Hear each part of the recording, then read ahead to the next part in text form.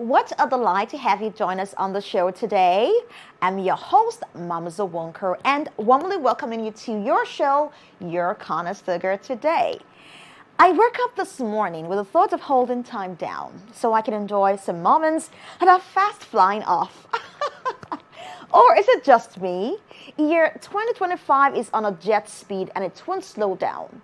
Well, that's the reality of life. Time waits for no one, not even dreamers like me who wish for time to stand still.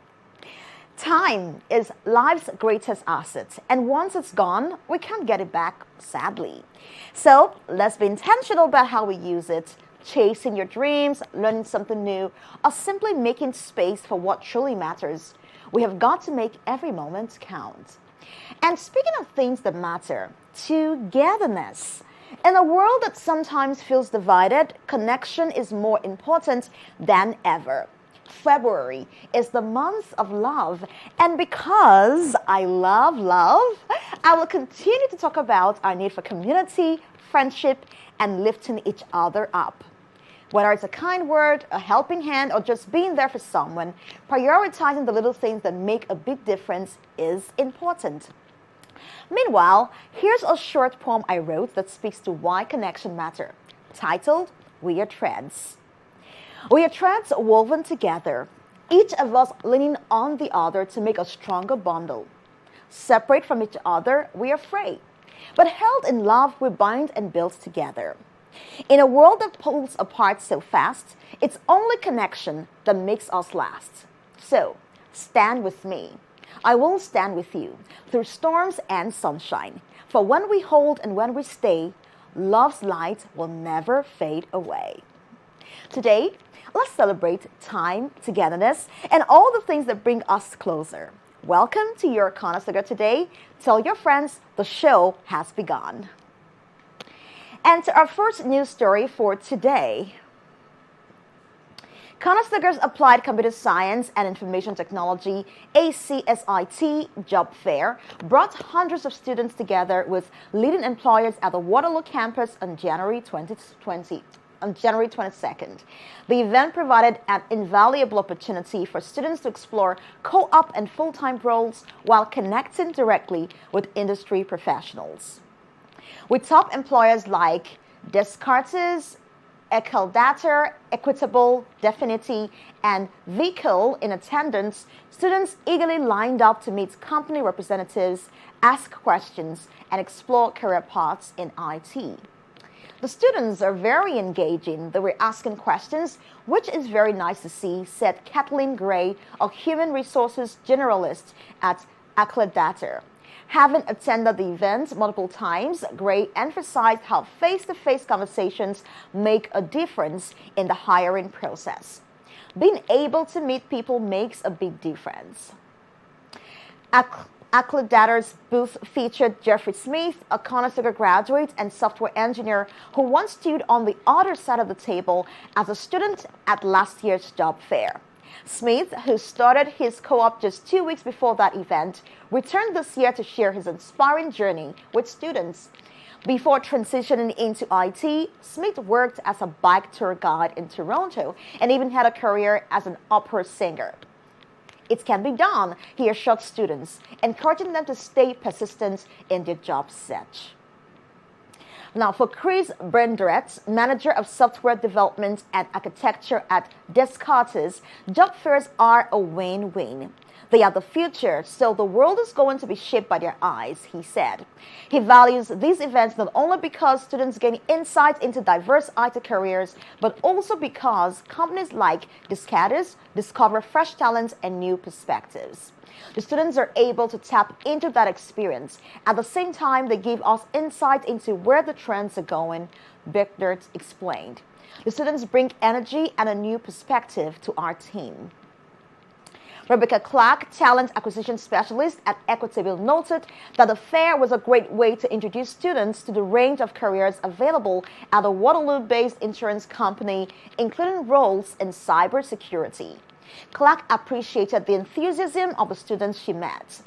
That's why we are here. We want to put these puzzle pieces together for them, she said. Jim Edwards, Dean of the School of Applied Computer Science and Information Technology, highlighted the school's commitment to fostering industry relationships.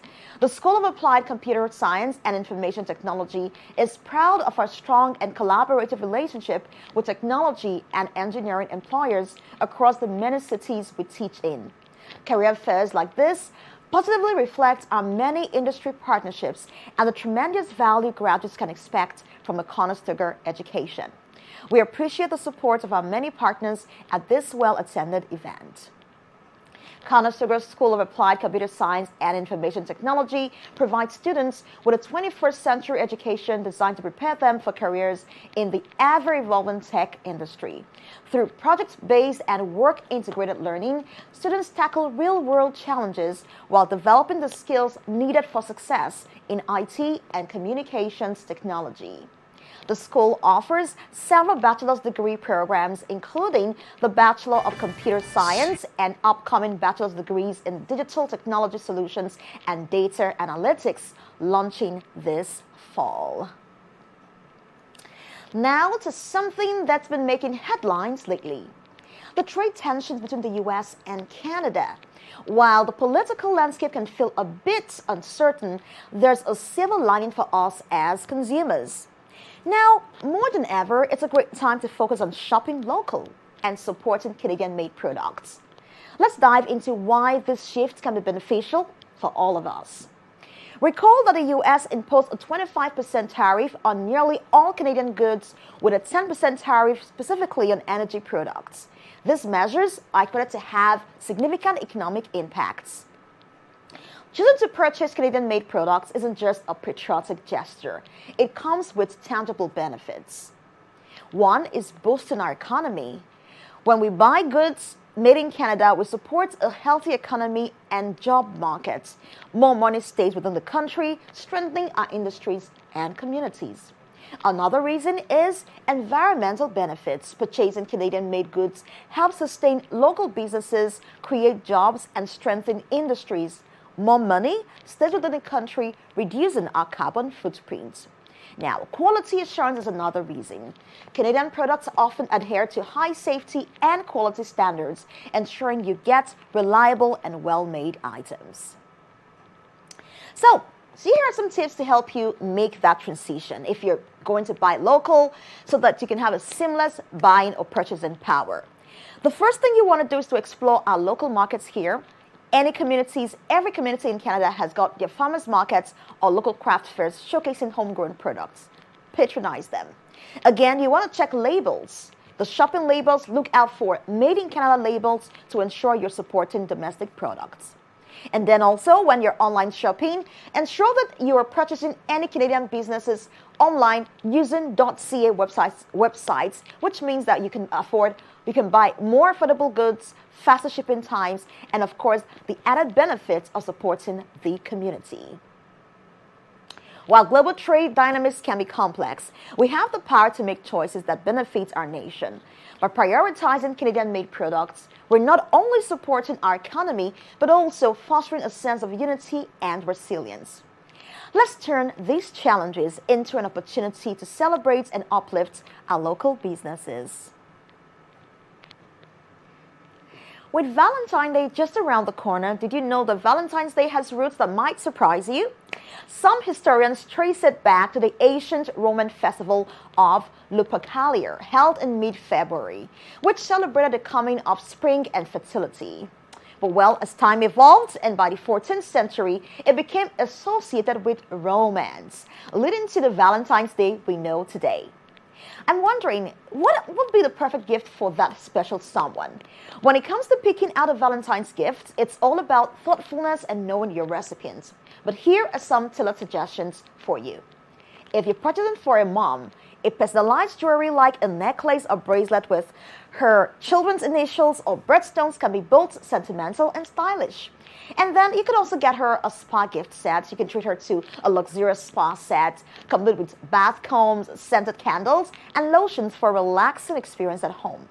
And for that super dad, you want to give him a gourmet gift basket. Like, say, consider a curated basket filled with his favorite snacks, artisanal cheeses, or even a selection of craft beers. And if it's a tech-savvy person, you might want to delve into some tech gadgets, like a portable phone charger, a smart mug that keeps his coffee at the perfect temperature. Those could be great hits. And for your siblings, customize apparels like matching, sibling T-shirts or hoodies with inside jokes or shared memories printed on them. You could also try out board games or puzzles, like something fun. Fun games or intricate puzzles can provide hours of entertainment and bonding time. And to that special moments where you want to gift your romantic partner something, ideas could range from a day trip, a cooking class, or a wine tasting experience to create lasting memories together. And what about a personalized photo book? You can compile your favorite photos together into a beautifully bound book. Now, you have to consider their interests, though. You have to ensure that you're keeping up to what's their habits, their favorite books or activities, and choose a gift that aligns perfectly.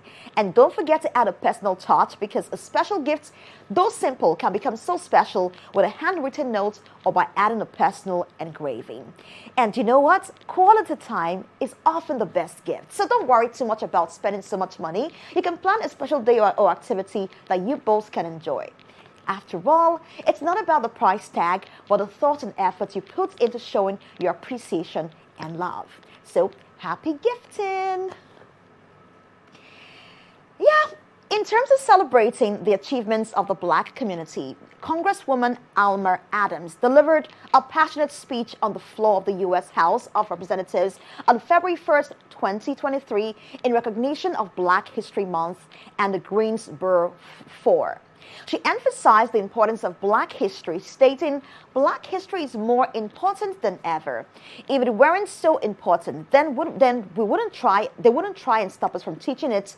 In her remarks, she highlighted the significant contributions of Black Americans and the ongoing need to honor and teach this history. And because we wanted to reflect on these words, we'll play her speech for you. Take a listen.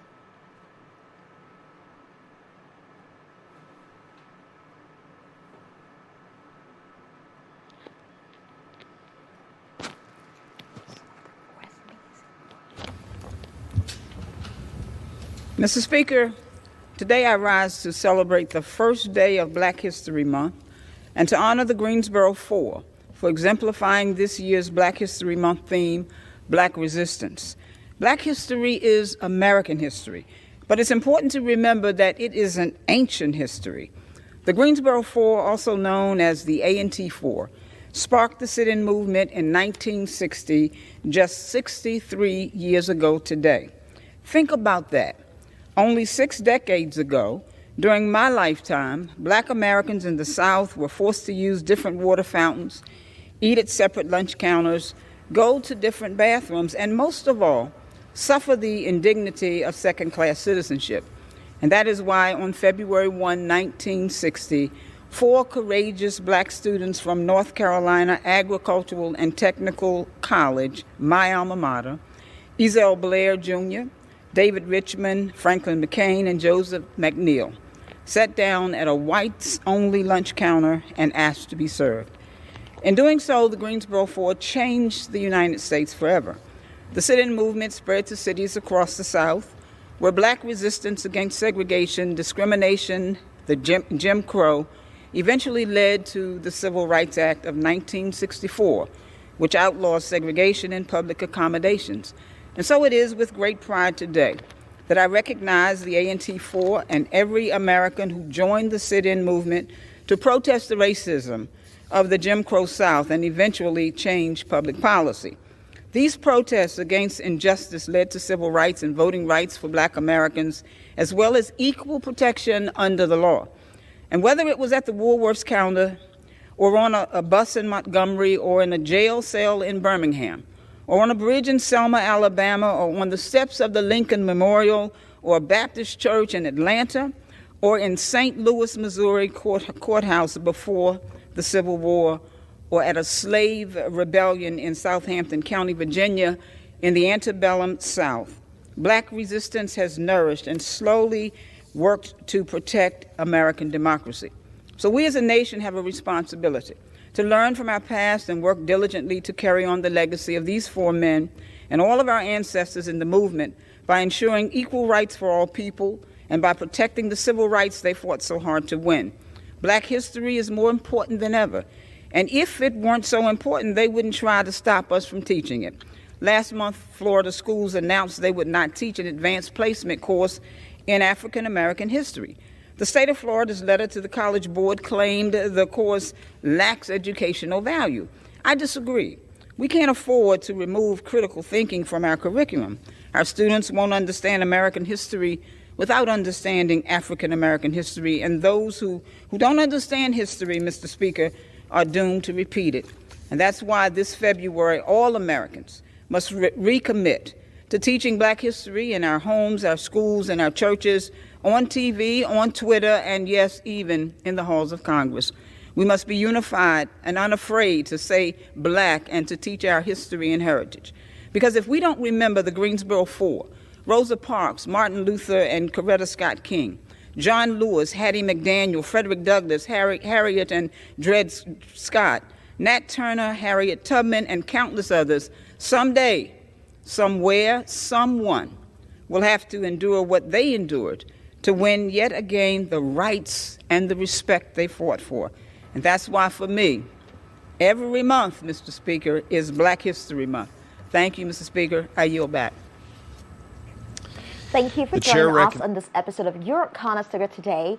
We hope you found the stories and insights shared both informative and inspiring. To stay connected and engaged with the Conestoga community, we invite you to follow ccdtv on our social media platforms.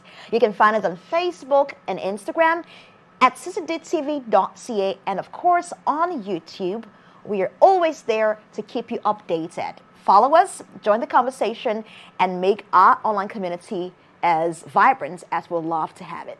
So we look forward to connecting with you. Thank you so much for joining us today. My name is Mama Zawunker. It's always a pleasure to be your host on the show. Until next time, have a great day.